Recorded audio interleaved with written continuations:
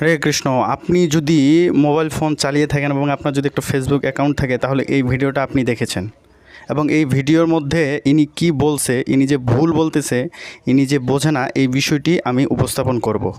আমি যদিও ইসকনের ভক্ত না, ভক্ত হওয়ার চেষ্টা করতেছি এবং ইসকনকে আমার ভালো লাগে। Hare Krishna, Radhe Radhe. Welcome to religion of Sanatan channel. তো আজকে যে বিষয়টি নিয়ে আলোচনা করব সেটা হচ্ছে একজন ব্যক্তি আর কি ইসকন সম্পর্কে প্লাস আমাদের সনাতন ধর্ম নিয়ে অনেক কিছু বলছে। তো আসলে কি বলছে আপনারা আগে নিজেরাই শুনুন। ইসকন কি সনাতন ধর্মের কোনো অংশ? ইসকন সনাতন ধর্মকে কিভাবে ব্যবহার করে, তাহলে অবশ্যই ভিডিওটির জবাব দেবেন, শুধু গালিগালাজ করবেন। ইনি জানে না আসলে ইসকনটা কি।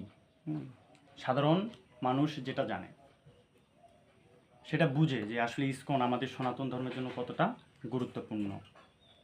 তার জন্য তার ভিডিওর নিচে যে কমেন্টগুলো আছে এগুলো দেখলেও আমরা বুঝতে পারি আসলে সাধারণ জনগণ এই কমেন্টের মাধ্যমে ওনাকে কি বুঝাইতে চাইছে উনি এখনো বুঝতে পারেনি। দেখি তাহলে বোঝা যাবে আসলে ইসকন কোনো ভক্তকে নয়, সাধারণ জনগণই তার প্রশ্নের উত্তর দিচ্ছে। একটু যদি দেখি আমরা, যে প্রথমে পঙ্কজ কান্তি রায় সৃজন, পুরান পাগলা ভাত পায় না, নতুন পাগলার আমদানি, এরকম অনেকেই অনেক কথাই বলছে। আপনি নিশ্চয়ই সনাতনী নয়, তোমার কপালে তিলকও নেই, তুমি আইসো ভাই সনাতন ধর্ম নিয়ে তর্ক করতে, তুমি পারলে ধর্ম প্রচার করো আর কা। তারপরে এইভাবে অনেকেই গালিগালাজ দিছে। 100%-এর মধ্যে 95% মানুষই গালিগালাজ দিছে, আর 5% মানুষ তার দলে আর কি, যারা বুঝেই না কার সমর্থন করতেছে। অনেকে বলতেছে ইসকনের সাথে আছি, হরে কৃষ্ণ, জয় রাধে, জয় শ্যাম, তারপরেও বুঝতেছে না আসলে সাধারণ জনগণ জেগে গেছে বা জানে আসলে পরমেশ্বর ভগবান কে এবং গীতার মধ্যে পরমেশ্বর ভগবান শ্রীকৃষ্ণ কি বলছে। আসলে যারা মূর্খ তারাই জানে না আর কি। তো যাই হোক, তার কাছে এই ভিডিওটা যাক এবং তিনি বুঝতে পারুক যে আসলে তিনি ভুল পথে আছে। তো ইসকন কি করতেছে? ISKCON means international society for Krishna consciousness, অর্থাৎ আন্তর্জাতিক কৃষ্ণ ভাবনামৃত সংঘ, যেখানে পুরো পৃথিবীর মানুষ এসে পরমেশ্বর ভগবান শ্রীকৃষ্ণকে জানতে পারবে। সেটা হচ্ছে কৃষ্ণ ভাবনাময়। এখন কথা হচ্ছে ইনি বলতেছে আসলে ইনি কি আগে বুঝতে হবে যে আমরা কাকে পরমেশ্বর ভগবান মানতেছি। অবশ্যই পরমেশ্বর ভগবান শ্রীকৃষ্ণ, কারণ অনেক রেফারেন্স হয়েছে। উনি যে গীতার শ্লোক বলছে এবং বেদ থেকে উদ্ধৃতি দিয়েছে, উনি যে বুঝতে পারেনি তার প্রমাণটা আমি এই ভিডিওর মধ্যে দিব। দয়া করে ভিডিওটি সম্পূর্ণ দেখুন, তাহলে বুঝতে পারবেন উনি কোথায় কোথায় ভুল করছে এবং প্রকৃত অর্থ তিনি বুঝতে পারেনি। তো উনি যে বিষয়টা বলছে, তাহলে আমাদেরকে কি করতে হবে? সনাতন সমাজকে আমাদের যে ধর্মীয় আলোচনা সভা আছে, কীর্তন হচ্ছে, হরিনাম সংকীর্তন হচ্ছে, পদাবলী হচ্ছে, এগুলো সব বন্ধ করে দিতে হবে। বন্ধ করে দিয়ে আমাদেরকে ধ্যান করতে হবে। বিষয়টা হচ্ছে এরকম। তো আমি যদি দেখাই যে উনি যে গীতার যে শ্লোকটা বলছে সেটা হচ্ছে কত শ্লোক?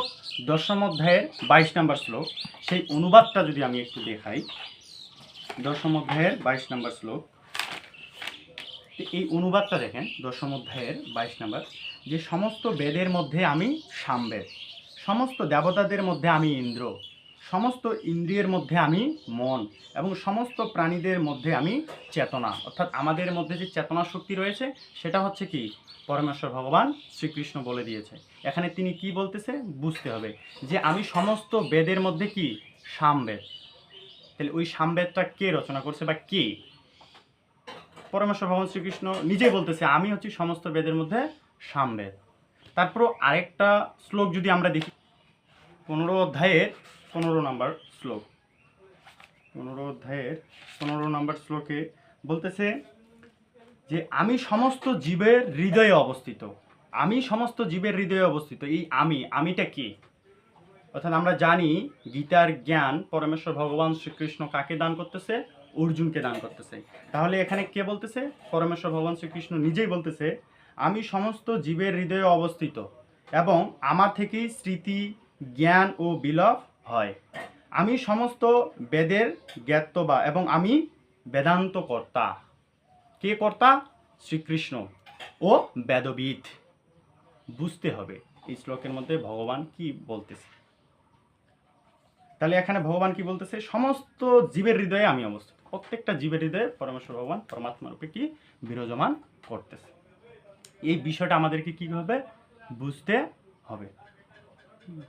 আরেকটা বিষয় হচ্ছে এই যে গীতার জ্ঞান তখনই আমরা লাভ করতে পারবো যখন আমরা বিশ্বাস করব বা এই জ্ঞানে পড়ব যে পরমেশ্বর ভগবান শ্রীকৃষ্ণ হচ্ছে পরমেশ্বর ভগবান। এটা যদি না মেনে গীতা পড়ি তাহলে গীতার জ্ঞান আমরা বুঝতে পারবো না। তারপরে যদি আমরা দেখি সৃষ্টির প্রথম জীব হচ্ছে কি ব্রহ্মা। ব্রহ্মা তার ব্রহ্ম সংহিতায় কি বলছে, ঈশ্বর পরম কৃষ্ণ সচ্চিদানন্দ বিগ্রহ অনাদিরাদি গোবিন্দ সর্বকারণ কারণম। এর যদি অনুবাদটা আমরা দেখি যে পরমেশ্বর শ্রীকৃষ্ণ বা গোবিন্দ হচ্ছেন সর্বকারণের কারণ, অনাদির আদি গোবিন্দ এবং সচ্চিত ও আনন্দের মূর্তি বিগ্রহ হচ্ছেন তিনি। ব্রহ্মা বলতেছে, সৃষ্টির প্রথম জীব বলতেছে যে ঈশ্বর হচ্ছে পরম শ্রীকৃষ্ণ। তাহলে আপনি কার কথা শুনবেন? এই যে এরকম যারা অন্ধ মূর্খ, যারা বোঝে না শাস্ত্র জ্ঞান, তাদের কথা শুনে বিভ্রান্ত হবেন, নাকি গীতা পড়ে যথার্থ জ্ঞানটা উপলব্ধ করবেন?